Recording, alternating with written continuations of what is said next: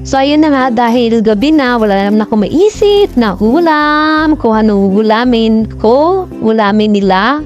So, I decided to put a little bit of twist chart in English. So, naisipan ko dahil namuti nga pala ako or nag-harvest ako ng talbos ng kamote at kangkong dun sa aking mini garden. So, matagal na siyang nasa rep at pasalamat ako kasi fresh pa siya. Sana all fresh. So, ayan, naisipan ko na magluto ng isang plastic ng baka. Char. That is beet noodle. So, gusto ko lang gawa ng another twist.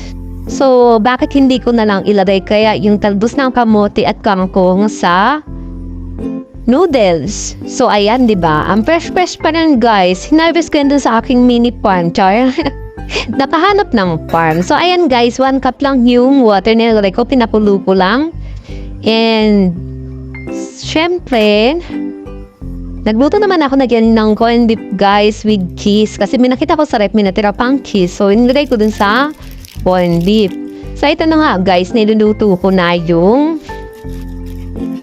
noodles.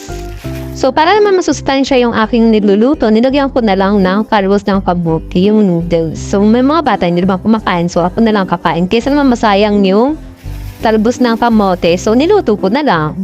Nilagay ko na lang sa noodles. So, parang ano siya, ramen. Char. Organic ramen. Ano siya, natural ramen, very healthy ramen.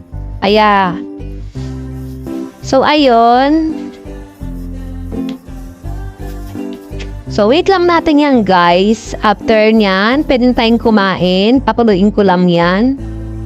So, medyo marami-ram na din kasi na-harvest ko dun na natanim ko. So, pangalawa na yan. Pangalawang harvest ko na. At lagi ko kasing tinatalbusan kasi kumakain na ako ng gulay. Gusto ko kasi parang pag nagkikrave ako ng ulam na may gulay, ayan, nilalagay ko na lang sa mga ganyan-ganyan or gigisahin ko na lang with toasted garlic, ganun. Para lang heme-eme. So, ayun, at least nakabuo tayo na isang recipe for today's video. So, dahil tayo ay matalino pa sa matching, ayan. O, diba? Ang ganda ng kulay ng ating noodles. So, yung noodles is not healthy, but dahil sa kamote tops is naging healthy siya. So, ayan, pwede natin patayin kasi nga baka maluto masyado yung gulay. Gusto ko lang is crunchy siya. So, yun lang, guys. Bye-bye!